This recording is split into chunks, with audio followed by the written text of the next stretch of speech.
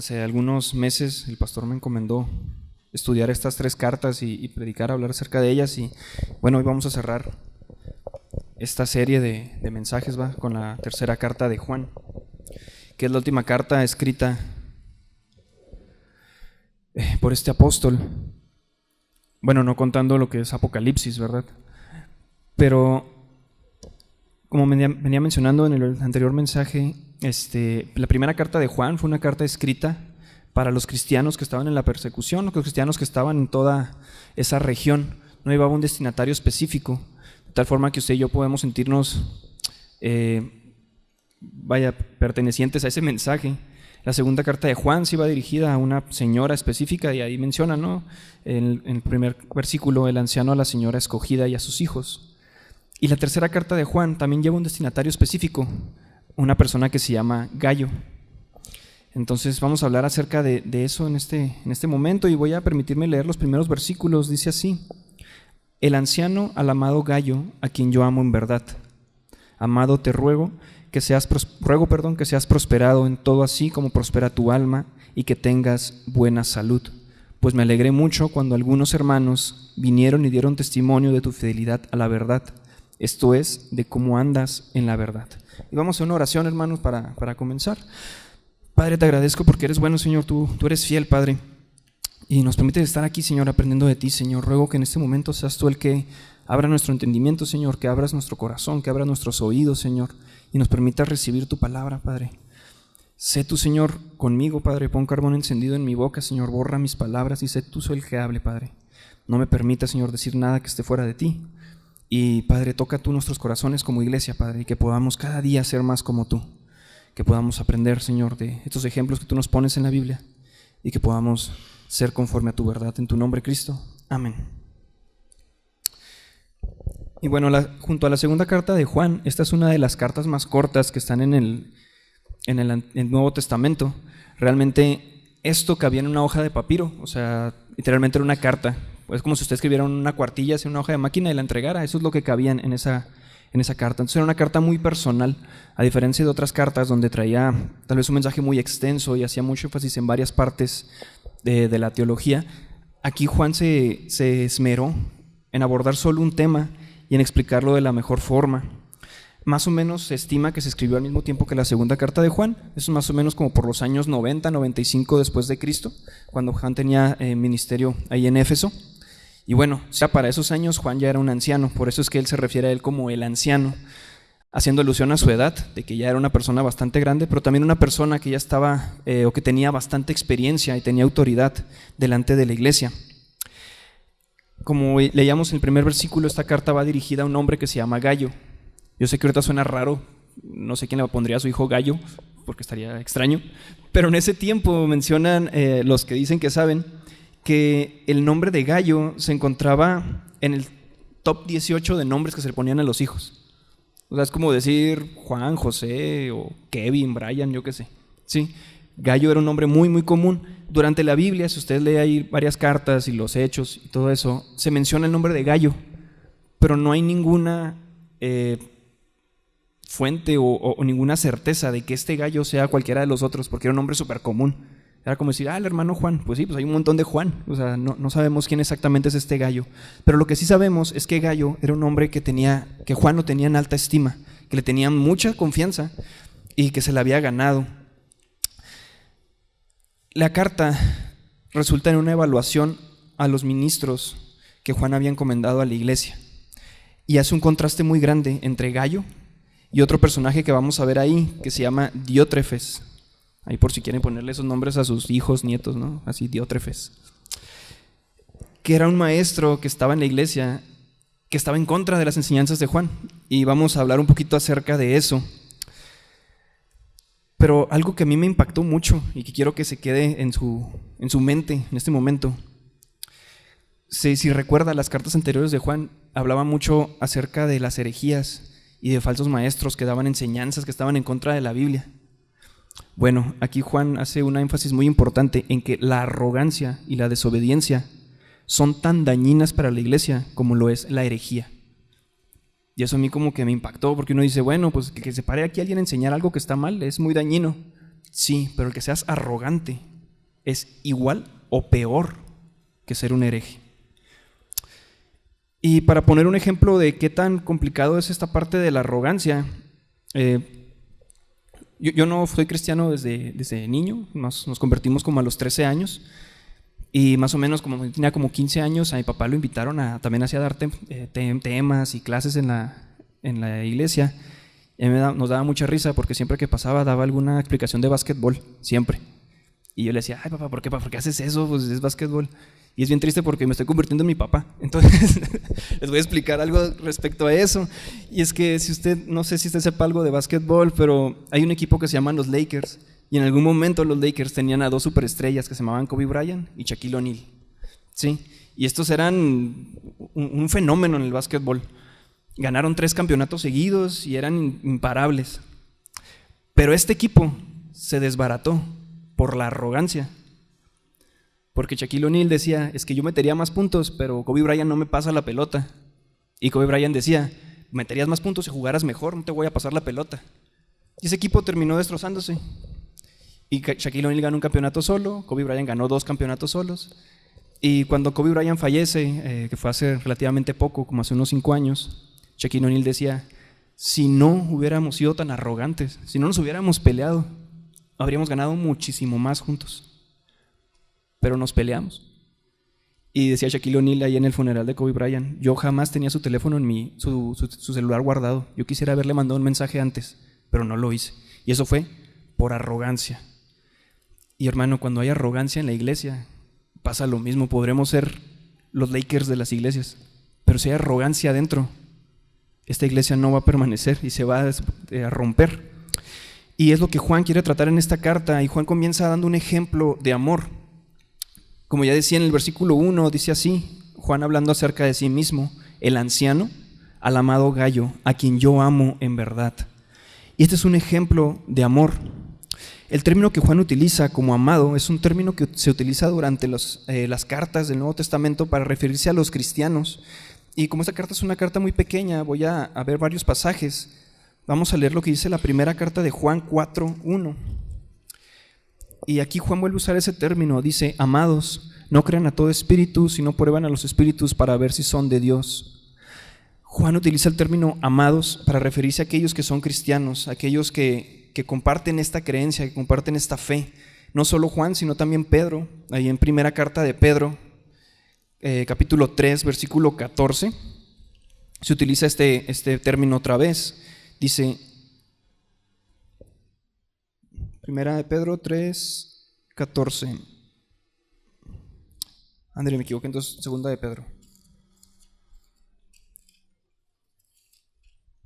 Segunda de Pedro 3:14 dice así, por tanto, amados, puesto que ustedes aguardan estas cosas, procuren con diligencia ser hallados por Él en paz, sin mancha e irrepresibles. Cuando utilizamos el término amados, no es nada más porque Juan lo amaba, sino porque era cristiano y era partícipe de esta fe. Y quiero hacer énfasis en esto, porque la palabra que dice después, que dice, a quien yo amo en verdad, quiere decir que además de ser cristiano, realmente Juan lo amaba. Y esta parte de decir en verdad no quiere decir que, o sea, yo te amo, no estoy mintiendo, no, sino que yo te amo por medio de la verdad que es en Cristo Jesús. Y eso es lo que ya habíamos visto en las otras cartas anteriores. En segunda carta de Juan 1:1 dice así, el anciano a la señora escogida y a sus hijos a quienes amo en verdad. Y si vamos a primera carta de Juan 3:19, que están todos ahí muy cerquitas, dice, en esto sabremos que somos de la verdad y aseguremos nuestros corazones delante de Él. Es decir, Juan no solo lo amaba por un sentimiento humano o un sentimiento de decir, yo pasé mucho tiempo con Él, lo amo. No, Juan decía, yo te amo por medio de Cristo. Yo te amo por ese sacrificio que Él hizo por nosotros y que nos hace ser hermanos, nos hace ser unidos, porque estamos juntos en esta familia que se llama iglesia. Y Juan introduce esto porque quiere dejar bien en claro quién es Gayo para él. O sea, Juan, un apóstol, un discípulo de Jesús que convivió con él en su ministerio, que fue muy cercano a Jesús, reconoce a Gayo como un verdadero cristiano. Y vamos a leer los versículos del 2 al 4 de esta tercera carta de Juan. Dice, amado, ruego que seas prosperado en todo, así como prospera tu alma, y que tengas buena salud, Pues me alegré mucho cuando algunos hermanos vinieron y dieron testimonio de tu fidelidad a la verdad, esto es, de cómo andas en la verdad. No tengo mayor gozo que este, oír que mis hijos andan en la verdad. Y me gusta mucho la versión de Reina Valera 60, cómo habla de este segundo versículo. Dice: amado, yo deseo que tú seas prosperado en todas las cosas y que tengas salud, así como prospera tu alma.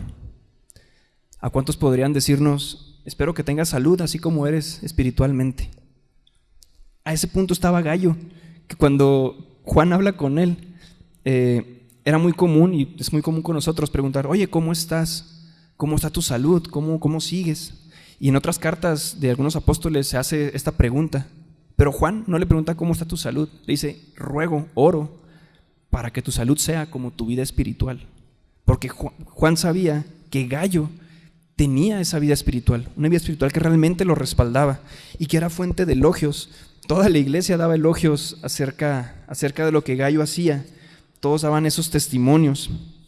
Y voy a leer lo que dice primera carta a Tesalonicenses, capítulo 2, versículo 11.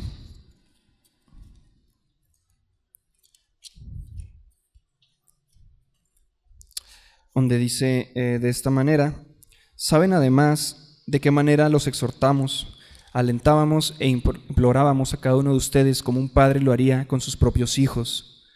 Para Juan, Gallo era como su hijo, y Juan estaba, dice mi abuela, así como gallina, ¿cómo se dice?, revoloteando cuando escuchaba que Gallo era una persona que recibía elogios. No sé si usted ha pasado eso con alguno de sus hijos o con algún conocido, que le dicen: no, qué buen hijo tienes, no, eso es un tipazo, muy inteligente, muy trabajador, y uno se enaltece, ¿no? Dice: es mi hijo. Así era exactamente ese mismo sentimiento el que tenía Juan por Gallo, un sentimiento de decir: hicimos las cosas bien, Gallo va bien. Gallo vivía conforme a lo que predicaba. Por eso el versículo 3 dice: algunos hermanos vinieron y dieron testimonio de tu fidelidad a la verdad, esto es, de cómo andas en la verdad. Y este es un ejemplo, hermano, de cómo debemos vivir nosotros. Juan en otras cartas nos había dicho que el reflejo o la prueba, una de las pruebas de que usted y yo somos verdaderos seguidores de Cristo, es que vivamos como Cristo, es que vivamos conforme a la palabra de Cristo. Y Gallo sin duda lo hacía. Y como ya decía, Juan se goza en Gallo. En el versículo 4 dice: no tengo mayor gozo que este, oír que mis hijos andan en la verdad. Pero Gallo no solo era un ejemplo para una condición espiritual que pues podría ser envidiable por cada uno de nosotros, sino que también era un ejemplo de hospitalidad. No sé si usted recuerda, en la segunda carta de Juan hace mucho énfasis en que debemos ser hospitalarios, debemos atender a aquellas personas que lo necesitan y recibirlas en nuestra casa. Y cuando estas personas son predicadores o son siervos de Dios. Y cuando Juan habla de eso, tiene que salir este ejemplo de Gallo y lo pone como ejemplo para los demás hermanos. Dice el versículo 5: amado, estás obrando fielmente en lo que haces por los hermanos, y sobre todo cuando se trata de extraños. Una vez más, Gallo era una persona fuera de serie, yo creo, porque aunque no los conociera, él extendía su mano para que esas personas entraran a su casa, pudieran descansar, pudieran comer. Y Juan pone en alto esa virtud de Gallo, y que es una virtud que usted y yo debemos tener: apoyar, ayudar a la gente que lo necesita, abrir nuestras puertas cuando sea necesario. Sigue diciendo en el versículo 6: porque ellos dan testimonio. ¿Quiénes? O sea, esas personas a las que él recibió. Porque ellos dan testimonio de tu amor ante la iglesia. Harás bien en ayudarlos a proseguir su viaje de una manera digna de Dios. La iglesia respalda el testimonio de Gallo, y esta frase de decir de una manera digna de Dios puede traducirse a nuestros tiempos como una manera en la que Dios los trataría. Yo quiero que usted se pregunte: ¿yo trato a la gente, a los extraños, como Dios los trataría? Porque es algo complicado. Muchas veces estamos atareados, muchas veces andamos corriendo, muchas veces no tenemos el tiempo de pararnos a escuchar a una persona, de realmente extenderle la mano. Y hay que preguntarnos: si Cristo estuviera en ese lugar, ¿haría lo mismo que nosotros? ¿Estamos haciendo lo mismo que Cristo? Gallo lo hacía. Y aquí está, no lo decía solo Juan, o no se lo decía a Gallo así en una plática así que le marcó por teléfono y le dijo, no, yo hoy ayudé a la persona. No, quien lo decía era la iglesia. La iglesia decía, es que Gallo, no hombre, va pasando por la calle y ve a alguien que lo necesita y es como si fuera Cristo. Lo trata, hombre, un trato excepcional. Y por eso Gallo es un ejemplo para nosotros. Un ejemplo no solamente de servicio, sino un ejemplo de humildad. Porque cantábamos anteriormente que así como Cristo se humilló y se entregó por nosotros, deberíamos hacerlo también nosotros. Deberíamos tener esa actitud de humildad y de entender que los demás también merecen que nosotros los tratemos de cierta manera. El versículo 7 y 8 dice, pues ellos salieron por amor al nombre, haciendo alusión a estas personas a las que él recibía en su casa, no aceptando nada de los gentiles. Por tanto, nosotros debemos acoger a tales hombres para que seamos colaboradores en pro de la verdad. Aquí habla acerca de misioneros, acerca de predicadores que no recibían una paga o una ganancia por lo que hacían. Literalmente vivían por lo que los hermanos les daban. Y Gallo, sin conocerlos, les daba todas esas cosas para sus necesidades. Y yo quiero que nos quedemos con lo que dice el versículo 8. Por tanto, nosotros debemos acoger a tales hombres para que seamos colaboradores en pro de la verdad. Si usted recuerda, en el último mensaje que di, que ya fue hace varios tiempo, en la segunda carta de Juan decía que si tú recibes a cualquier falso maestro y tú le das de comer y tú lo apoyas y no, quédese aquí a dormir, no pasa nada, tú estás apoyando ese ministerio que está mal. Y Juan dice, si tú haces eso, tú eres igual que él, eres igual de hereje. Pero aquí te da la otra parte. Si tú apoyas a esta gente que está compartiendo la palabra, si tú ofrendas por ellos, si tú los recibes en tu casa, si tú les extiendes la mano, si tú les das un pan para que coman, tú estás llevando ese mensaje también. Tú formas parte de ese ministerio, tú eres colaborador en pro de la verdad. Y Gallo era una persona que tenía todas estas características. Pero aquí Juan hace un paréntesis bien grande y le dice a Gallo, necesito hablarte de alguien más que es todo lo contrario a ti, que es como Kobe Bryant y Shaquille O'Neal. Necesito hablarte de Diótrefes. Hasta el nombre está feo, Diótrefes. Necesito hablarles acerca de él, porque este es un ejemplo de hostilidad ante la iglesia. Y algo muy interesante que leía en algunos libros que me había pasado el pastor, es que mencionan que Juan siempre habla de falsos maestros y personas que hablaban mentiras y personas que estaban en contra de la verdad de Cristo, pero nunca mencionó nombres, y aquí menciona un nombre específico. Y a este hombre, a Diótrefes, no lo pone en la categoría de un falso maestro. No dice, o sea, él no predicaba herejías como tal, no estaba en contra de las enseñanzas de Juan teológicamente hablando, pero estaba en contra de la autoridad de Juan y estaba en contra de ayudar a los demás. Y vamos a ver lo que dice aquí. Versículo 9, escribí algo a la iglesia, pero Diótrefes, a quien le gusta ser el primero entre ellos, no acepta lo que decimos. Dicen los que saben que Juan escribió una carta para la iglesia donde estaba Gallo, carta que nunca llegó a la iglesia, carta que nunca se leyó. Quienes han estudiado piensan que esta carta hablaba sobre la hospitalidad, hablaba sobre el amor a los demás y el amor a nuestros hermanos, cosas muy parecidas a los que hablan primera y segunda carta de Juan. Pero misteriosamente la recibió quien era el líder de esa iglesia, que era Diótrefes, y la carta jamás se leyó a la iglesia, la carta se perdió, porque Diótrefes quería ser el maestro y decía, ¿cómo va a venir Juan a enseñarle a mi iglesia si yo soy el líder de esta iglesia? Entonces, desde ahí vamos viendo qué tipo de persona era, ¿no? Una persona que no tenía nada de humildad, una persona que literalmente, como dice aquí, le gusta ser el primero entre ellos y no acepta lo que dicen los demás. A Diótrefes le gustaba ser la autoridad, era egoísta y era egocéntrico. El versículo 10 dice, por esta razón, si voy, hablando Juan, llamaré la atención a las obras que hace, acusándonos injustamente con palabras maliciosas. No satisfecho con esto, él mismo no recibe a los hermanos, se lo prohíbe a los que quieren hacerlo y los expulsa de la iglesia. Diótrefes aquí cometía 4 graves errores. Número 1, parloteaba contra Juan. Si leemos la versión del Reina Valera 60, esa es la palabra que utiliza, parlotear. Aquí Juan dice que hablaba acusándolos injustamente. Parlotear hace alusión a una cuestión de hacer burbujas, sería como la traducción. ¿Qué es eso? Pues sopla y esa cosa se desvanece. O sea, no tiene ningún peso, no tiene nada, es una mentira completamente. Y Diótrefes decía cosas falsas de Juan. Vaya usted a saber qué le decía, ¿no? Pero probablemente venía alguien más y decía, oye, Juan mandó una carta a tal iglesia y decía que hay que hacer esto. Y no sé, Diótrefes por ahí decía algo como, sí, como si Juan lo hiciera. Y le quitaba peso. Y Juan dice, ¿qué cree que no sé que habla mal de nosotros? O sea, yo sé que está diciendo cosas mal de mí. Y fue un ministro, fue un líder al que yo puse en esa iglesia. Entonces Juan toma su autoridad y dice, voy a ir a llamarle la atención, porque está hablando mal de nosotros, está hablando mal de nuestro ministerio.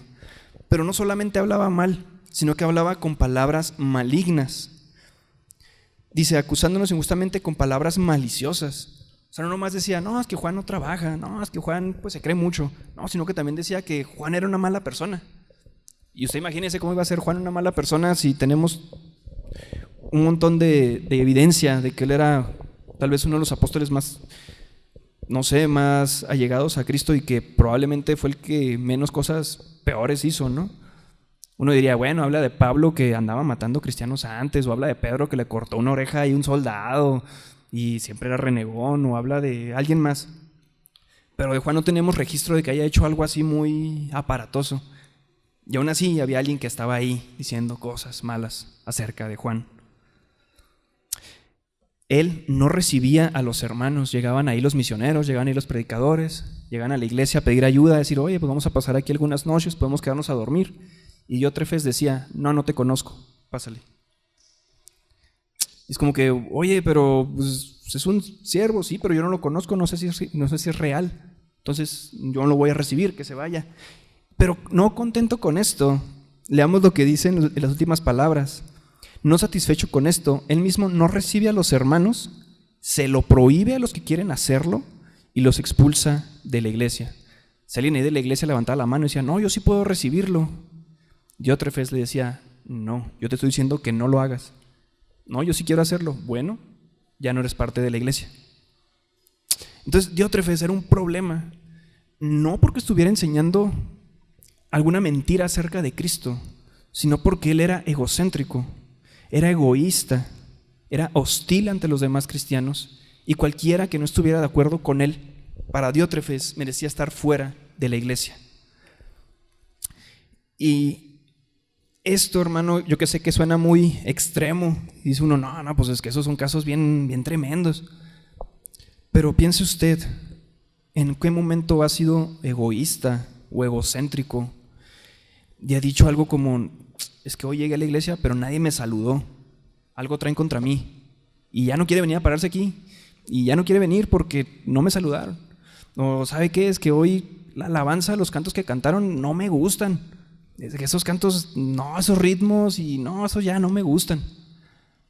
Hermano, esta alabanza, lo que hacemos, el servicio que se da aquí en la iglesia, no es para nosotros, es para Dios. Y debemos venir con esa seguridad de que lo que venimos a hacer aquí es alabar, adorar a Dios y aprender más de Él. Pero muchas veces ese sentimiento de egocentrismo no nos hace avanzar como iglesia y al contrario nos aísla de la iglesia. Pensamos que hay moros en la costa, ¿no? Pensamos que todos nos están viendo, pensamos que hay gente por ahí que quiere hacernos daño, pensamos que no encajamos, pero no es porque realmente hay un peligro, sino que nuestro egoísmo nos aleja de eso. Y ese egoísmo, hermano, es contagioso. Es como si fuera el COVID, ¿se acuerda de esos tiempos así medio tremendos? Que todos traíamos cubrebocas y caretas y yo sufrí un chorro porque traía lentes empañados todo el día. Pero tenemos que traer eso porque si nos acercábamos a alguien que estaba infectado, se pegaba así bien fácil, ¿no? el egoísmo y este egocentrismo se pega igual. Si nos acercamos a alguien con esta actitud, la otra persona va a llegar a pensar y decir, sí es cierto, tampoco a mí me gusta, sí es cierto, tampoco a mí me cae bien, sí es cierto, oye, el hermano Abraham venía con una camisa bien fea, ¿cómo se atreve a pararse así a hablar de la palabra, no? Y llegan esos puntos donde eso se va propagando y terminamos lastimando al cuerpo de Cristo. Pero aún a pesar de que hay este tipo de ejemplos de hostilidad dentro de las iglesias, porque seguramente habrá, no aquí, pero en alguna otra seguramente habrá algo, también hay ejemplos de bondad. Y Juan no solo habla de Gayo y de Diótrefes, sino que también habla de un personaje que se llama Demetrio. Dicho sea de paso, también era otro nombre común en esos tiempos, entonces si tiene por ahí un bebé en camino, se puede llamar Demetrio, no sé. Y Juan le dice a Demetrio, amado, no imites lo malo, sino lo bueno. El que hace lo bueno es de Dios. El que hace lo malo no ha visto a Dios. Y esta palabra, hermanos, es como si fuera directo a nosotros. Ya te puse el ejemplo de Gayo, ya te puse el ejemplo de Demetrio. ¿Qué eliges? Y así es como decidí titular este mensaje: hospitalidad u hostilidad. ¿Qué es lo que eliges? Nosotros tenemos esas elecciones, hermano. No es algo que se nos fuerza. No somos robots que hacemos las cosas solamente porque se nos ordenan, sino que usted y yo tenemos una elección. Diótrefes no era un hereje. Diótrefes creía en Cristo. Diótrefes era pastor, era líder, pero no hacía cosas buenas, hacía cosas malas. Y Gayo, al contrario, era un hermano cualquiera de la iglesia, cualquiera como nosotros, pero que dejaba en alto el nombre de Cristo. Y Juan nos pregunta, ¿qué quieres hacer? No imites lo malo, sino lo bueno. El que hace lo bueno es de Dios. El que hace lo malo no ha visto a Dios. Demetrio tiene buen testimonio de parte de todos y de parte de la verdad misma. También nosotros damos testimonio y tú sabes que nuestro testimonio es verdadero. Las acciones de Diótrefes demostraron que nunca había sido un verdadero cristiano, porque recordemos que dentro de las pruebas que Juan propone en la primera carta, habla sobre una prueba moral, y esta prueba moral dice que si tú y yo somos cristianos, vamos a demostrar una moralidad cristiana, y esa moralidad cristiana se basa en el amor a los demás. Si usted y yo no amamos a los demás, hay que preguntarnos si realmente somos cristianos. Hay que preguntarnos si realmente hemos tenido ese cambio. Hay que preguntarnos si realmente estamos de acuerdo con lo que la Biblia nos enseña y lo que Cristo vino a hacer. Esta es una aplicación práctica de la prueba moral. Y le invito, cuando esté en su casa, a leer las 3 cartas de Juan para que tenga ahí, siga un poquito el hilo. Desde la primera carta de Juan, Juan habla que la prueba tangible de que usted y yo vivimos en Cristo es que nos amamos como hermanos.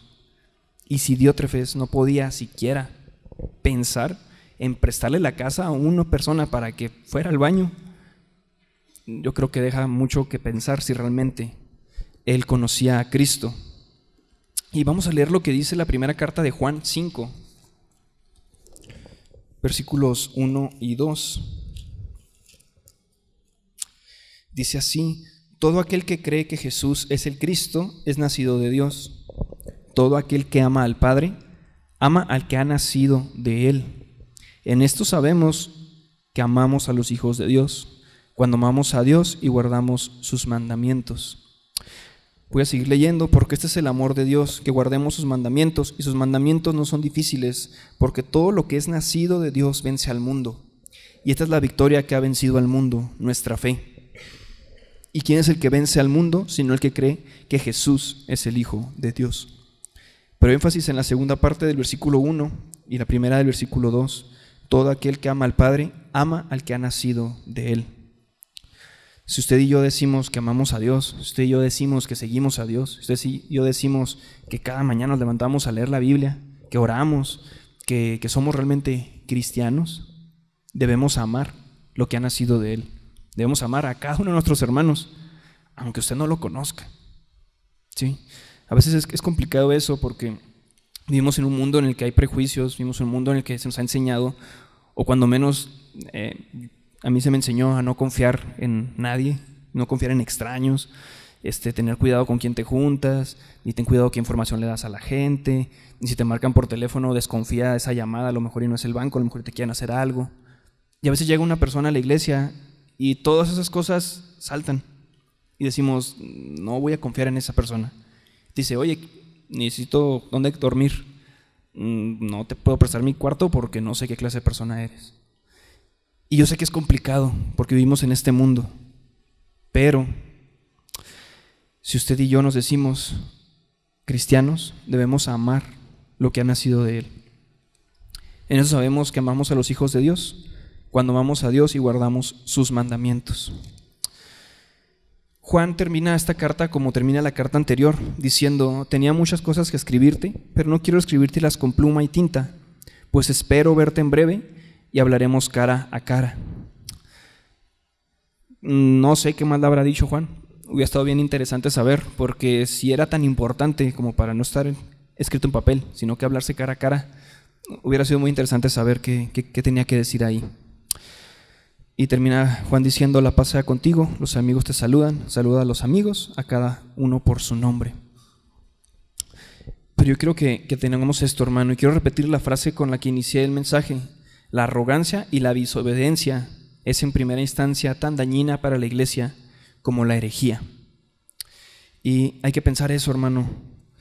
A veces yo creo que con los mensajes anteriores era más fácil decir, bueno, yo no creo en esas cosas que están mal, yo no vengo y enseño mentiras, yo pues trato de escuchar y luego investigo, trato de escuchar y pregunto, leo la Biblia. Pero dentro de cada uno de nosotros como seres humanos está ese sentimiento de egoísmo. Y si no, fíjese cómo son los bebés cuando nacen, que no quieren prestar ningún juguete. ¿Por qué? Porque es un sentimiento humano, así somos innatamente. Somos egoístas por naturaleza. Pero ese egoísmo puede convertirse en egocentrismo, puede convertirse en arrogancia. Y la arrogancia, hermano, puede lastimar cada una de nuestras relaciones, la que sea. Pero muy especialmente en este momento hay que pensar que puede lastimar a la iglesia. Entonces, hermano, le invito a que dejemos un poco esa arrogancia, que cada día tratemos de trabajar en eso y que podamos ser fieles seguidores de Cristo. Vamos a hacer una oración. Padre, Señor, te agradezco porque tú eres bueno, Señor. Tú sin duda eres fiel, Padre, y de lo menospreciado del mundo, Señor, de lo peor tú nos sacaste, Padre. Tú nos salvaste y tú nos escogiste, Padre, de ello. No somos nadie, Señor, para merecer ese amor.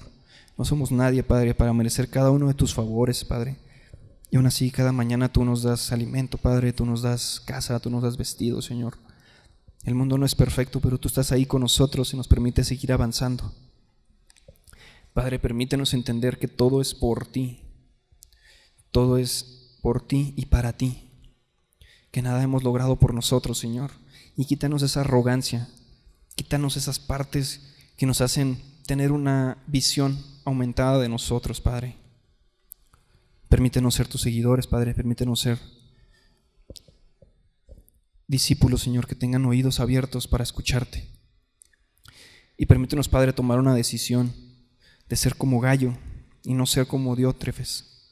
Permítenos ser esas personas de las que se hable por fuera y que todos sepan que somos tus hijos, y no de aquellas personas que hablan mentira, Padre, que calumnian y que no permiten a la iglesia trabajar. Sé tú con nosotros, Señor, y permite a tu iglesia, Padre, seguir aprendiendo, Padre. Permite a tu iglesia seguir trabajando, permite a tu iglesia seguir creciendo. Y a ti sea la gloria, Padre, y a ti la honra en tu nombre, Cristo Jesús. Amén. Quiero cerrar nada más al inicio del culto. Leía un salmo, que es el Salmo número 8. Y voy a volver a leerlo, porque yo creo que si Diótrefes lo leyera y Gallo lo leyera, lo leerían de formas muy distintas. Voy a leer lo que dice del 3 en adelante. Dice: cuando veo tus cielos, obra de tus dedos, la luna y las estrellas que tú has establecido, digo, ¿qué es el hombre para que te acuerdes de él? y el Hijo del Hombre para que lo cuides? Sin embargo, lo has hecho un poco menor a los ángeles y lo coronas de gloria y majestad. Tú le haces señorar sobre las obras de tus manos, todo lo has puesto bajo sus pies. Y yo creo que Diótrefes lo leería y diría, se brincaría algunos versículos y diría: tú has hecho al hombre un poco menor que los ángeles y lo coronas de gloria y majestad. Y ese soy yo. Pero Gallo entendería el versículo 4. ¿Qué es el hombre para que te acuerdes de él? Y el Hijo del Hombre para que lo cuides. Y que esa sea nuestra actitud siempre, hermano. Recordar que ese Señor Creador nos ha dado muchas bendiciones, pero que no es por nosotros. Sin duda es porque Él le ha placido y porque Él es bueno con nosotros.